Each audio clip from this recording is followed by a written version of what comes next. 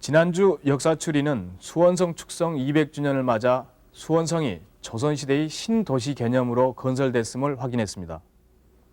조선의 신도시 수원성의 축성은 정조가 아버지인 사도세자의 묘를 수원 현룡원으로 옮기면서부터 시작됐습니다. 아버지의 묘소를 수원으로 옮긴 후 정조는 매년 이곳을 찾았습니다. 정조가 경기도 일대의 능을 찾은 것은 제위 24년 동안 모두 75차례나 됩니다. 다른 왕들이 제위 기간 중 불과 한두 차례 능행을 했던 것과 비교가 되지 않습니다. 정조는 왜 이처럼 자주 능행을 했을까요? 우선 지난 8일 수원에서 있었던 정조의 능행 재현 현장에서부터 그 이유를 추리해 봅니다. 정영실 아나운서입니다.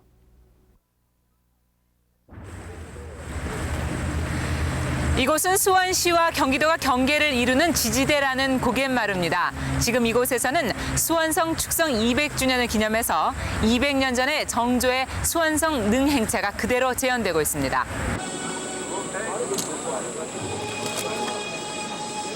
이 행렬은 수원성 건설이 거의 마무리되던 1795년 사도세자와 해경궁 홍씨의 회갑을 맞아서 현룡원으로 참배길을 떠났던 정조의 어가행차입니다.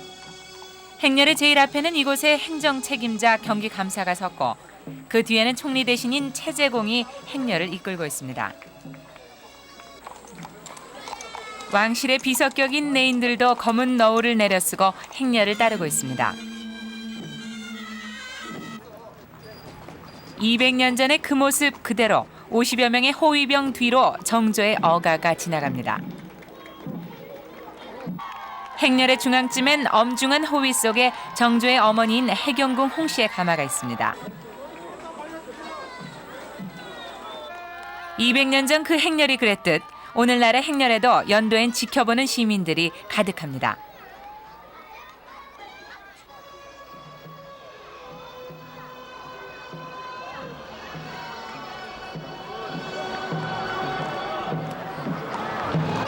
저는 지금 수원성 북문에 올라와 있습니다. 이 아래로는 정조 일행의 행렬이 보이고 있습니다. 이 오늘 정조 일행의 행렬은 선두에서부터 끝까지가 무려 4km의 거대한 어가 행렬입니다. 오늘 정조의 능행길에는 무려 1,400여 마리의 말과 2천여 명의 사람이 동원이 됐습니다.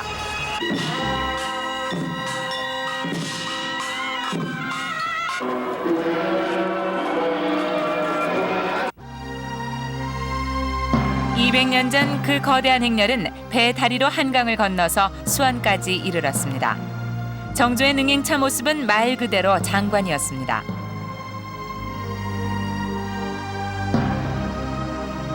그 장관을 구경하기 위해서 능행차 주변에는 언제나 백성들이 구름처럼 몰려들었습니다. 국왕의 능행차는 온 백성의 지대한 관심 속에 치러진 국가적인 행사이자 왕실의 권위를 과시하는 중요한 수단이었던 것입니다.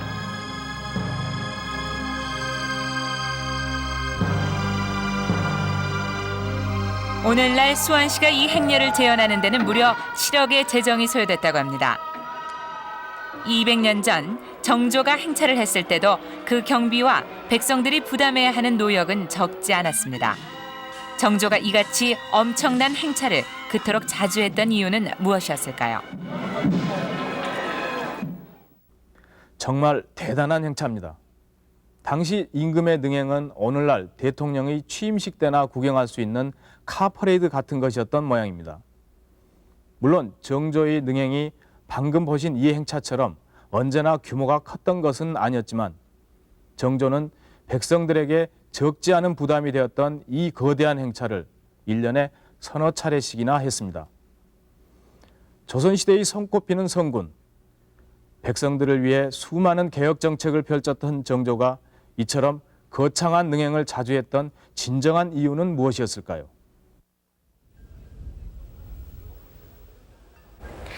이곳이 바로 현릉원, 지금의 용릉입니다. 이곳에는 정조의 친아버지인 사도세자와 그의 부인인 해경궁 홍씨가 함께 묻혀 있습니다. 정조는 왕위에 오른 지 17년째 되던 해에 양조의 배봉산에 있던 친아버지 사도세자의 묘를 명당 중의 명당이라는 이곳 수원 땅으로 옮기고 현룡원이라고 이름했습니다.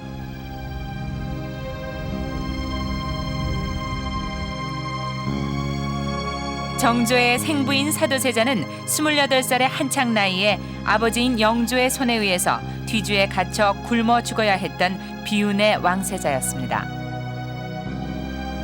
이모 화변이라고 불리던 이 비극적인 사건은 흔히 사도세자의 정신병 때문에 일어난 사건이라고 알려져 왔습니다. 하지만 정조에게 사도세자의 죽음은 당시 집권층이던 노론과 세자를 비호하던 소론과의 당파 싸움 때문에 비롯된 정치적인 것이었습니다.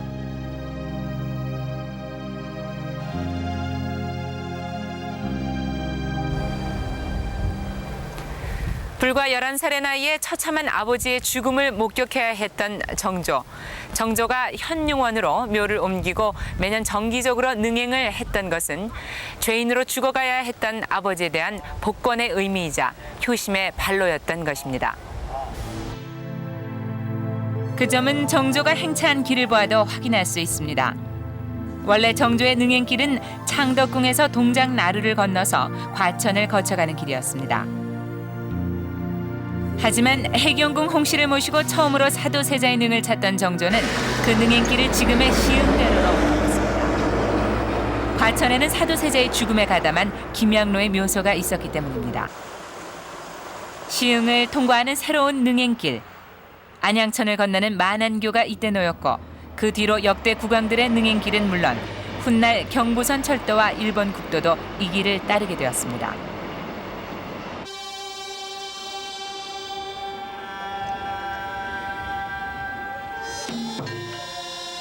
현룡원을 찾은 정조는 아버지의 묘소를 배양하면서 매번 눈물을 감추지 못했다고 전합니다. 아버지에 대한 추모의 정이 그만큼 깊었기 때문입니다.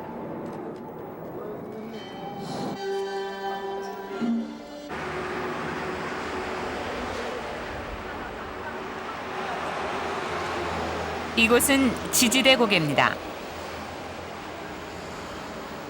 정조가 현릉원을 참배하고 돌아가는 길에는 항상 이곳 지지대를 넘어야 했습니다. 정조는 이곳에서 어가를 멈추고 가마에 내려서 아버지의 무덤이 있는 수원 땅을 떠나는 것을 안타깝게 생각했습니다. 왜냐하면 이 고개를 넘게 되면은 수원 땅이 보이지 않기 때문입니다. 정조는 이곳에서 가마를 내려 몇 번이나 현릉원이 있는 수원 땅을 뒤돌아보며 길을 떠나지 못했습니다. 그런 정조의 명으로 원래 사근마루라고 불리던 이곳은 지체하고 또 지체하는 곳이라는 뜻의 지지대로 이름이 바뀌었다고 합니다. 정조는 이곳 지지대에서 사도세자에 대한 애끓는 마음을 한 수의 시로 남겼습니다.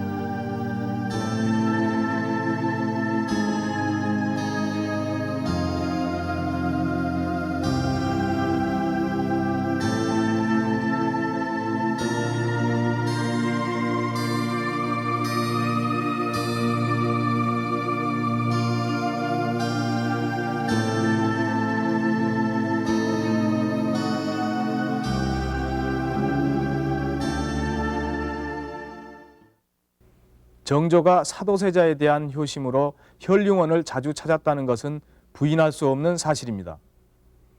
그러나 그 이유뿐이었을까요? 정조가 재위 기간 중에 현룡원을 찾은 것은 13차례입니다. 그러나 능행을 한 것은 모두 75차례에 이릅니다. 정조는 조선조 500년을 통틀어 유례가 없을 정도로 자주 능행을 했고 이는 사도세자에 대한 효심만으로는 설명되지 않습니다. 그렇다면 그 또 다른 이유는 무엇이었을까요? 정조의 능행시 있었던 한 사건에서부터 그 단서를 찾아봅니다. 선능을 배알하러 나선 정조의 행차가 서빙고 나루에 도착했습니다. 전하, 잠시 지체하셔야 되시겠습니다. 갈 길이 바쁜데 어찌 이리 지체되는고? 지난밤 이경에 강물이 갑자기 불어나 선창의 홍살문 안팎이 모두 물에 잠긴 줄 아옵니다. 허허, 큰일이라고. 내각 제조 김종수와 성공감 제조 서일인 등은 어서 가서 물의 형세를 살피고 오라. 예.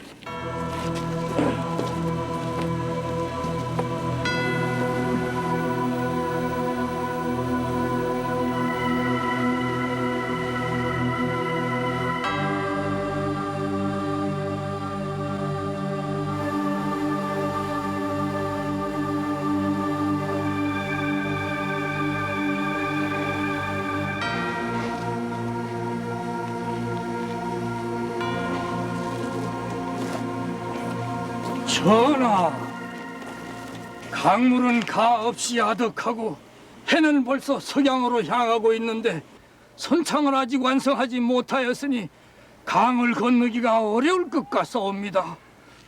어가를 돌려 궁으로 돌아가심이 옳을 줄로 아옵니다, 전하. 이미 행차를 시작하였는데 물살이 불었다는 이유로 회가를 한다면 전하의 채통이 어찌 되겠사옵니까? 잠시 효창묘의 제전으로 거동하여 물이 줄어들기를 기다리는 것이 가한 줄로 아옵니다. 아니되옵니다, 전하. 벌써 해는 기울기 시작하였는데 짧은 가을에 옥체라도 상하신다면 어찌한다는 말씀이옵니까? 이대로 돌아가심이 가한 줄로 아옵니다. 머물러 기다리자느니 궁으로 돌아가자느니 불어난 물살 앞에 의가를 세워두고 대신들의 의견이 분분했습니다. 대신들의 의견이 거의 행차를 궁으로 되돌리는 것으로 결론이 나고 있을 무렵 정조는 단호하게 능행을 멈출 수 없다는 뜻을 밝혔습니다.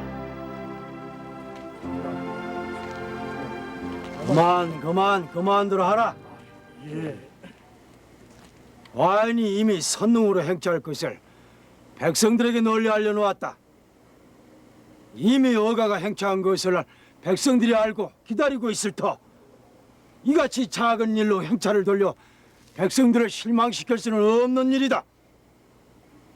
속히 선창을 수리하도록 하라.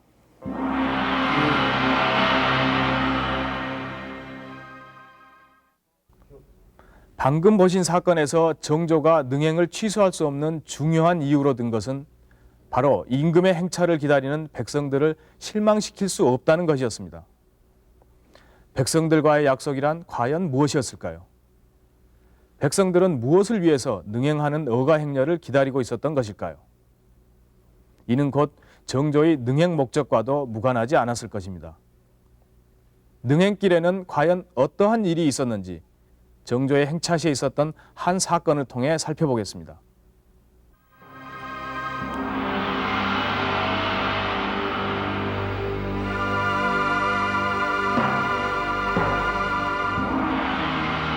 (1795년 5월) 정조가 의가를 멈추고 잠시 쉬고 있을 때 어디선가 요란한 꽹가리 소리가 들려왔습니다.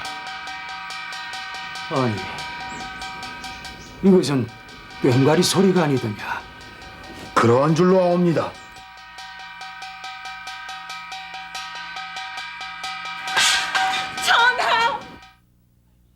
허허, 또 어느 백성이 억울한 사연을 하소연하러 온 것이 분명하구나. 어서 가서 사연을 받도록 하라. 어가 행렬 앞에 요란한 꽹가리 소리. 그것은 엄연히 불경죄에 해당할 만한 사건이었으나 정조는 그 사연을 친히 알아보라고 지시했습니다. 무엄하다. 지존하신 임금께서 거동하신 곳에 미천한 백성이 어찌 방자한 행동을 하는 게야? 황공하옵니다. 감히 눈을 감고 죽기에는 원통하고 억울한 사연이 있사와 죽기를 각오하고 이같이 무례한 일을 저질렀나이다. 성상의 은혜가 하여와 같아 그 뜻을 알고자 하시니 격쟁한 사연을 소상히 아뢰도록 하라. 저는 장원에 사는 류모라고 하옵니다.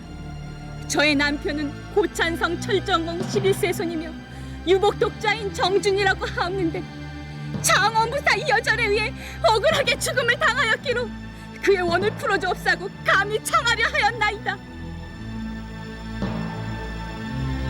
꽹가리를 두드린 장본인은 창원부에 사는 양반가의 젊은 여인 류씨. 그녀가 고한 억울한 사연인즉 남편이 창원부사 이여절의 학정으로 억울한 죽음을 당하였으니 그 수령에게 이유 없이 인명을 살상한 죄를 물어서 죽음을 내려달라는 것이었습니다. 임금이 행차를 하던 중에 어떤 여인이 꽹과리를 쳐서 억울한 사연을 호소했습니다. 오늘날로 말하면 대통령이 행차할 때 누군가 뛰어들어 소란을 피우며 민원을 호소한 셈입니다. 이것을 격쟁이라고 합니다. 격쟁, 참 생소한 말입니다만 격쟁이란 임금에게 직접 민원을 호소할 수 있었던 조선시대의 소원제도였습니다. 정조의 어가 행렬을 기다렸던 백성들은 바로 이 격쟁을 통해 민원을 호소하려던 사람들이었습니다. 그럼 이 격쟁이란 것이 무엇인지 좀 더 상세히 알아보겠습니다.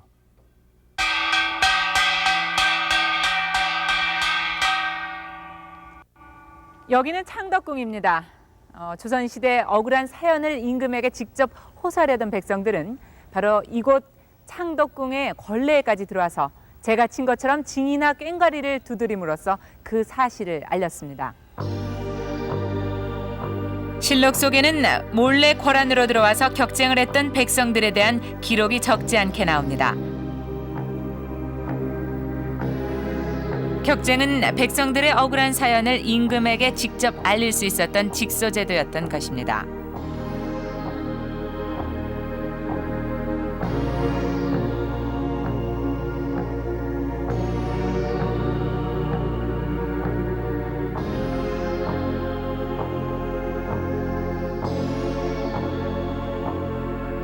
영조대에 편찬된 속대전이라는 법전에서는 이러한 백성들의 호소, 격쟁을 이렇게 정의하고 있습니다.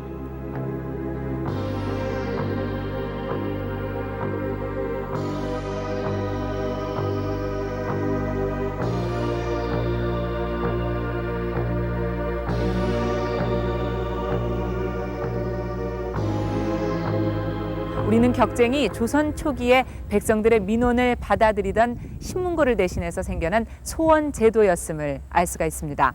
그렇다면 우리가 잘 알고 있는 신문고는 왜 사라져버렸던 것일까요?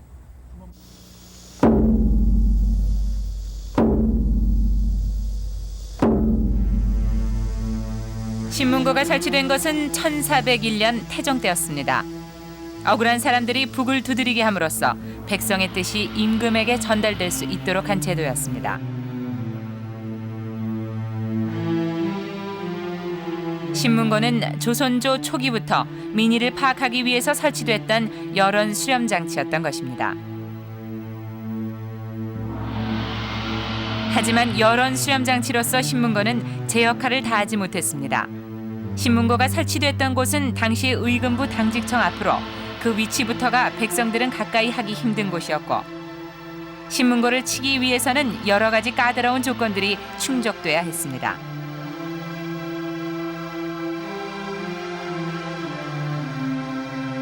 신문고를 칠 수 있는 사람과 사건의 내용이 엄하게 제한돼 있었고 그 절차도 복잡하기 이를 데가 없었습니다. 신문고는 일반 백성들이 이용하기 어려운 유명무실한 제도였던 것입니다. 결국 신문고는 사라지고 그 자리를 격쟁이 대신하게 됩니다.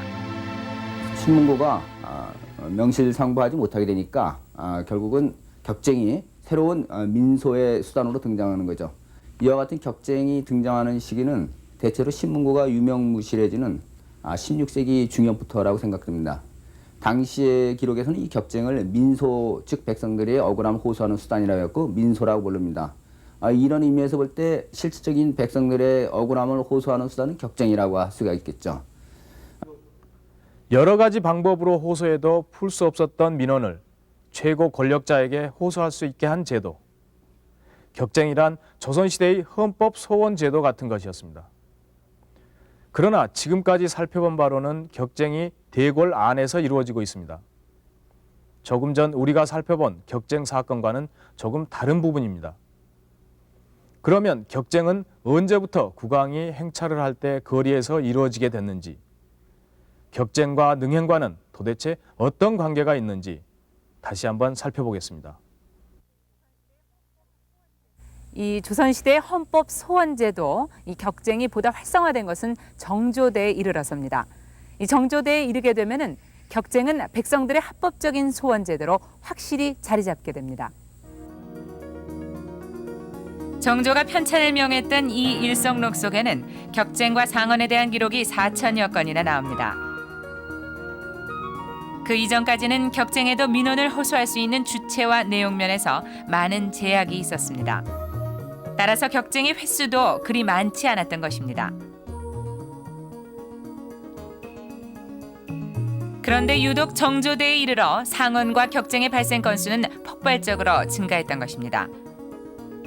유독 정조대에 이르러 격쟁이 증가했던 것은 왜일까요? 정조는 즉위 직후에 격쟁을 허용하는 법률을 반포합니다. 즉 우회 격쟁, 즉 무슨 말이냐면은 국왕의 시위대 밖에서 하는 격쟁은 허용한다 하는 것이 바로 우회 격쟁인데요.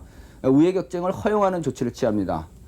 그렇기 때문에 따라서 법률적으로 격쟁이 이제 합법화되는 거죠. 그 격쟁의 합법화는 결국 격쟁이 이제 보다 활발하게 이루어질 수 있는 제도적인 장치가 마련된다고 볼 수 있을 것 같습니다. 뿐만 아니라 또 하나 중요한 점은 격쟁할 수 있는 내용도 대폭 확대시켜줍니다. 그 이전처럼 개인적인 억울함만이 아니라 이제는 자기가 겪는 여러 가지 사회적인 비리, 고통 이런 것까지도 호소할 수 있게 해줍니다. 그걸 당시 기록에서는 민은이라고 그러는데요. 즉 백성들의 고통이라는 뜻인데요. 이런 민은을 호소할 수 있게 해줌에 따라서 백성들은 전반적인 문제를 이제 격쟁할 수 있게 되는 거죠. 즉 격쟁의 법제적인 허용과 격쟁할 수 있는 내용의 확대 이 두 가지는 결국은 정조대에 취해진 격쟁의 획기적인 조치라고 할 수 있을 겁니다. 일성록에서 격쟁과 상언에 대한 기록을 잘 살펴보면은 이 정조의 능행과 관련해서 한 가지 의미 있는 사실을 발견하게 됩니다. 격쟁과 상언에 대한 판결이 대부분 정조가 능행을 한 직후에 이루어지고 있다는 사실입니다. 결국 격쟁과 상언이 임금의 능행차 때에 주로 이루어졌다는 것을 알 수가 있습니다. 정조대에 편찬된 전율통보에는 아예 격쟁에 대한 규정이 달라져 있습니다. 국왕이 행차를 나왔을 때 그 시위하는 군사들 밖에서 쇠를 두드리는 것을 격쟁이라 한다. 정조대에 이르러 격쟁은 곧 임금의 행차 시에 이루어지는 것으로 바뀌어 있었던 것입니다.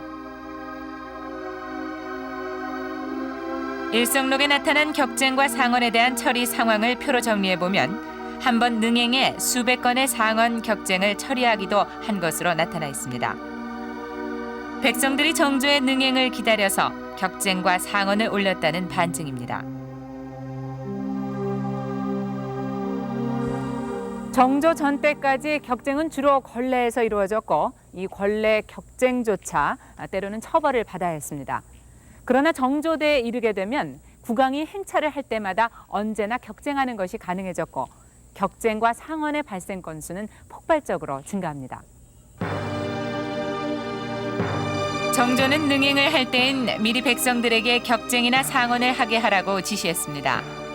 정조가 그처럼 자주 능행을 한 것은 백성들로부터 격쟁과 상언을 받기 위해서였던 것입니다.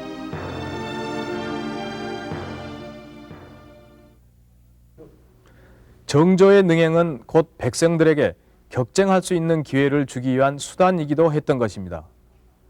백성들의 억울함을 하나하나 일일이 들어주려 했던 정조의 백성 사랑하는 마음이 드러나는 대목입니다. 그러나 백성들이 호소했던 민원의 내용을 살펴보면 능행의 목적이 단순히 백성 개개인의 민원 해소 차원에 있었던 것은 아니라는 것을 알 수 있습니다. 다시 격쟁을 했던 류씨 여인 사건으로 돌아가 그 내용을 살펴보겠습니다.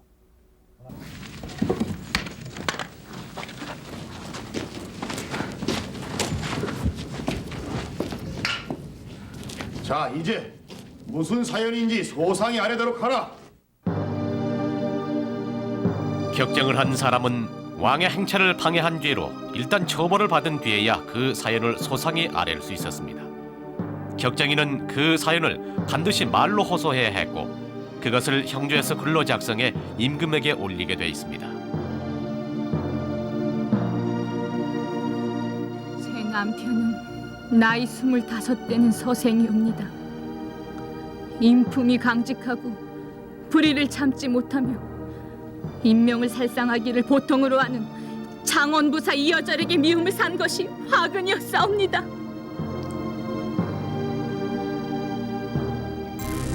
장원부사 이여절이라는 자는 성질이 사나워 사람 목숨을 파리 목숨과 같이 여기옵니다. 장원 백성들 가운데도 이여절에게 죄 없이 잡혀 목숨을 잃은 사람들이 무려 30명이 넘사옵니다. 마침 한 관리가 이여절이 죄 없이 사람을 때려 죽인 사실을 알고는 그 사실을 경상 가명에 보고하였사옵니다. 그러나 이여절은 오히려 그 관리가 거짓 보고를 하였다며 모함에 쫓겨나게 하였사옵니다.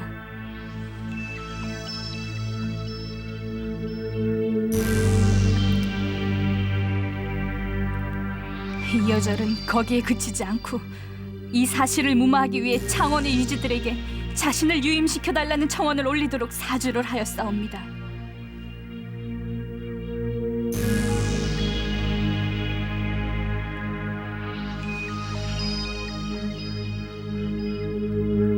제 남편이 이 사실을 알고 그들을 심하게 꾸짖었사옵니다.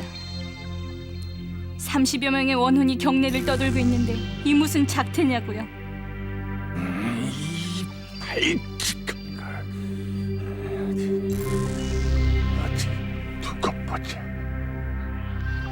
이 이야기를 전해들은 이여절은 제 남편을 반드시 죽이고 말겠다는 생각을 품었사옵니다.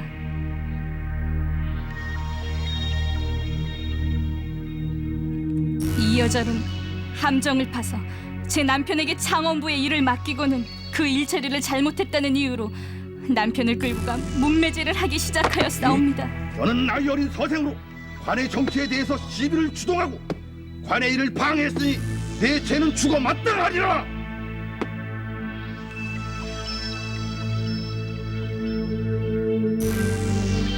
이여절은 곤장이 부러지지 않으면 장을 치지 않은 것으로 간주하는가 하면 곤장을 치는 나졸이 기운이 다하면 그 나졸을 바꾸기를 무려 6번이나 하였사옵니다.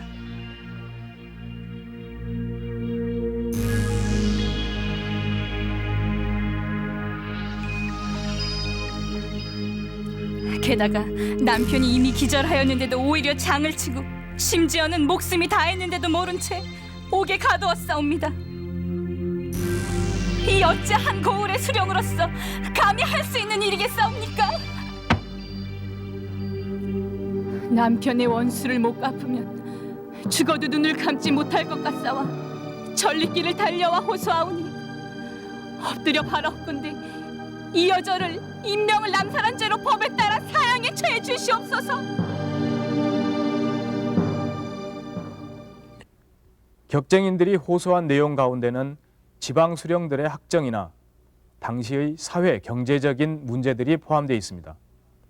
앞서 보신 창원부사 이여절의 경우 그 죄가 이미 경상 가명에 알려져 있음에도 처벌되지 않았던 사건입니다. 만일 격쟁이란 제도가 없었다면 이 같은 사연이 임금에게까지 알려질 수는 없었을 것입니다. 격쟁이란 이처럼 백성들이 억울한 사연을 호소할 수 있는 최후 수단이자 정조가 궁궐에만 있어서는 결코 알 수 없었던 지방정치의 실태를 파악하는 방법이었던 것입니다. 사건이 해결되는 과정을 살펴보면 정조의 보다 깊은 뜻을 헤아릴 수 있습니다. 격정인의 호소는 문서로 작성돼서 3일 내에 임금에게 올라가게 돼 있었습니다. 사건의 처리가 지연돼서 민원이 피해를 입는 일이 없도록 정조가 특별히 마련한 법이었습니다. 사안을 보니 창원부사 이여절의 죄상이 류여인이 말한 것 중에 한 가지만 해당이 돼도 벌을 면하기 어려운 것들이라고. 그렇사옵니다, 전하. 지금 유녀는 나이가 겨우 20여 세로 남편이 비사된 후 그 원한을 갚기 위해 영업과 경양 사이를 울부짖으며 분주한 지가 벌써 10수개월이 된다 하옵니다. 이여절의 수령으로서 법에도 없는 형벌을 자행하고 인명을 마구 살사한 것이 보도 듣도 못하던 일이다. 경상감사에게 엄히 명하여 사건을 상세히 조사하여 아뢰도록 하라. 한 달 후 어명에 따라 경상감사 조진택의 조사 보고서가 올라왔습니다. 그러나 경상감사 조진택의 조사 보고서는 온통 이여절의 행동을 변명하기에 급급한 것이었습니다.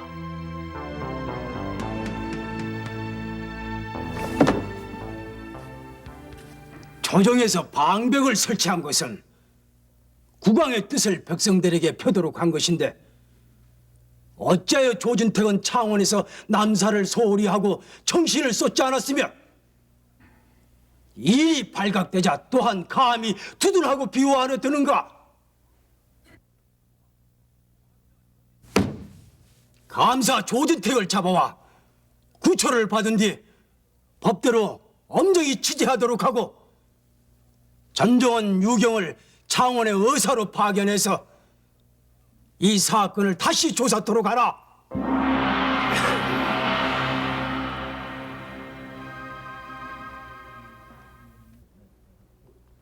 암행어사 유경의 조사 결과 창원 부사 이여절의 죄상은 낱낱이 밝혀집니다.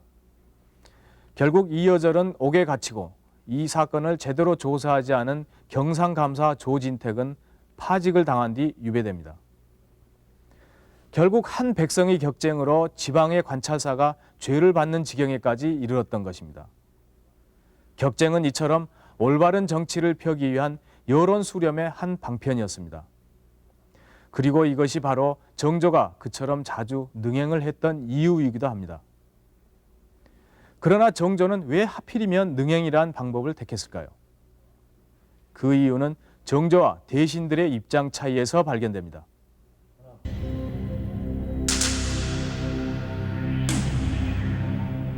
정조가 격쟁을 허용한 후 상언과 격쟁은 남발되는 양상을 보였습니다.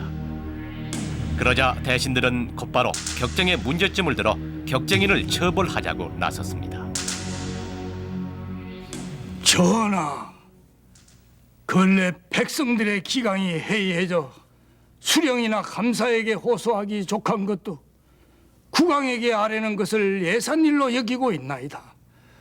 바라오건대 상어를 하거나 격쟁을 하는 자는 모두 멀리 유배를 보내 엄히 징계하심이 옳은 줄로 아옵니다. 그렇사옵니다, 전하. 국법의 지엄함을 널리 보여야 할 때가 바로 지금인 줄로 아옵니다. 그래야면 어찌 백성들의 억울함을 능히 풀어줄 수 있겠는가? 국왕은 무리요, 백성들은 고기와 같은 법.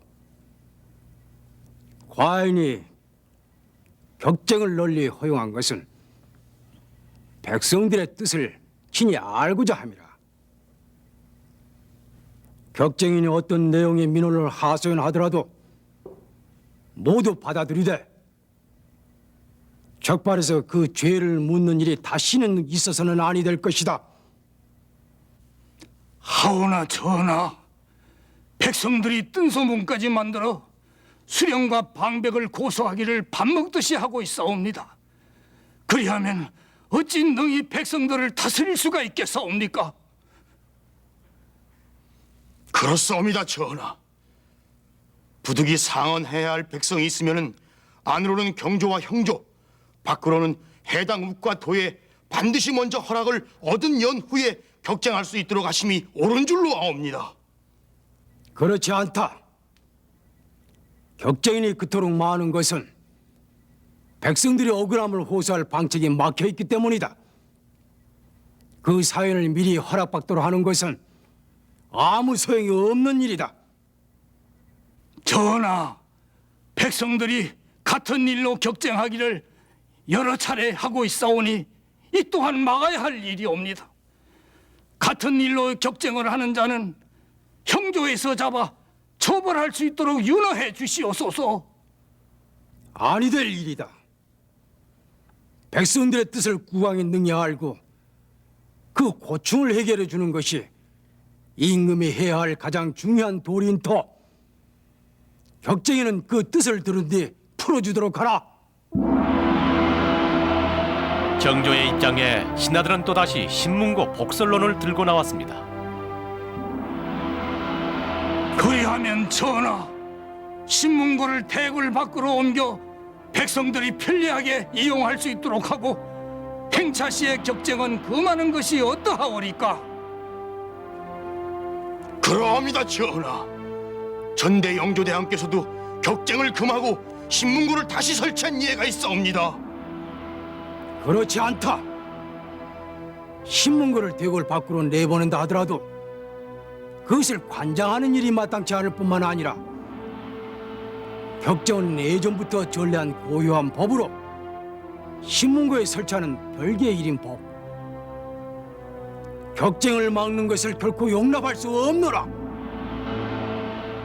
격쟁과 상언 등 백성들의 직소에 대한 대신들의 반대 입장은 비단 정조 때뿐만 아니라 조선시대 전체를 통틀어 지속된 것이었습니다.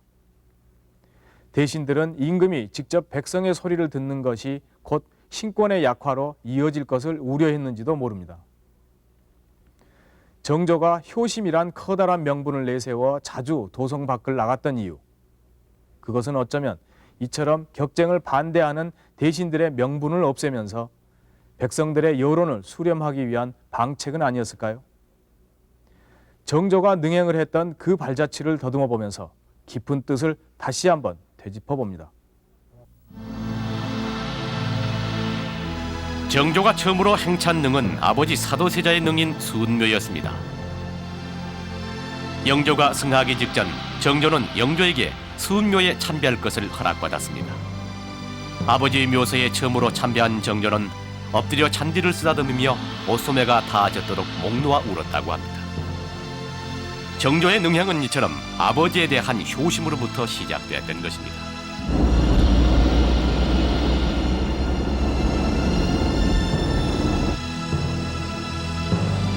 즉위 3년째가 되던 해 정조는 다시 영릉을 참배합니다.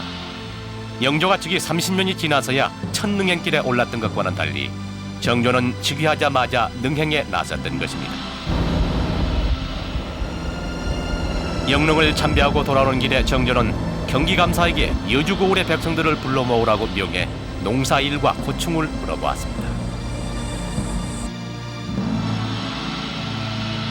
이를 시작으로 정조의 능행은 경기도 일대의 모든 능들로 이어졌습니다. 그때마다 정조의 능행길엔 반드시 백성들과의 의도적인 만남의 장이 마련됐습니다. 정조는 어가 행렬을 구경하러 나온 사람들에게는 언제나 친히 생활의 어려운 점이 무엇인지 물어봤습니다.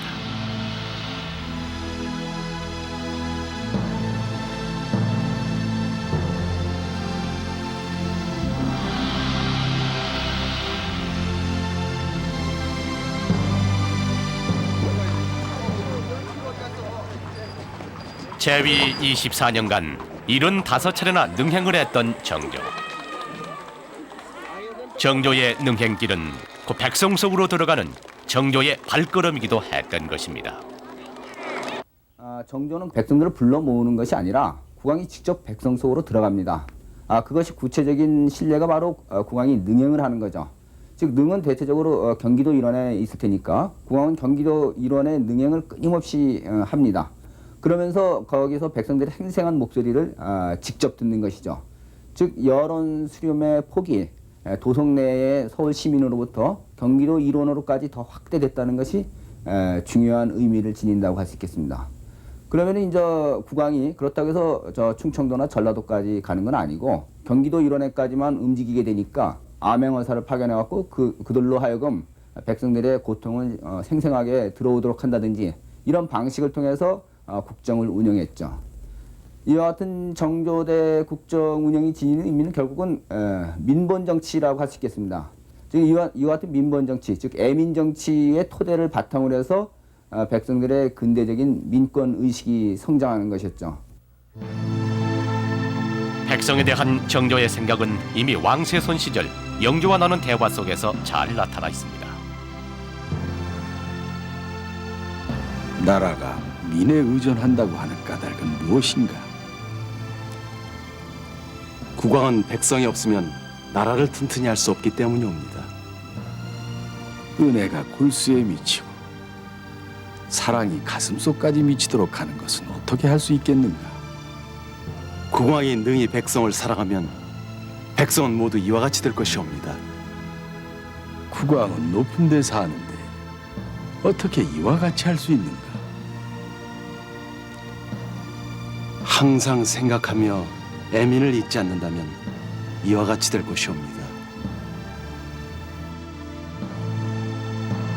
정조는 자신의 통치 철학의 제1을 인재를 양성하고 백성의 고통을 덜어주는 데 두었습니다. 백성의 배고픔은 곧 나의 배고픔이며 백성의 배부름은 곧 나의 배부름이다. 국왕은 백성을 하늘로 삼으며 백성은 먹는 것을 하늘로 여긴다.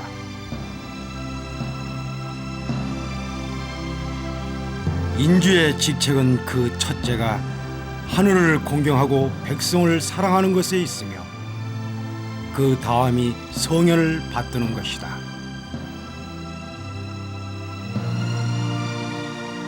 늘 백성이 다칠까 걱정하듯 백성의 삶을 살폈던 애민의 군주 정조. 정조의 능행길은 곧 하늘 같은 백성들과 함께하고자 했던 여론 수렴, 민의 수렴의 길이었던 것입니다.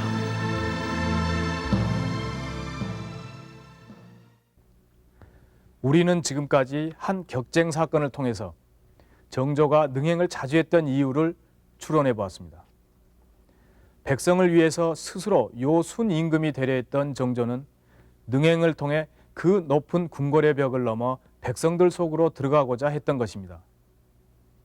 그러나 1800년 정조의 죽음으로 신문고의 설치에서부터 시작된 조선시대의 여론 정치는 막을 내리고 맙니다. 이른바 세도 정치가 시작되었던 19세기, 여론 수렴의 길은 막혀버리고 분출구를 찾지 못한 백성들의 뜻은 후에 밀란이란 형태로 표출되기 시작합니다. 백성들의 뜻을 알고 받아들이는 것은 예나 지금이나 정치의 요체임에 틀림없습니다. 역사추리 오늘 순서 여기서 마칩니다.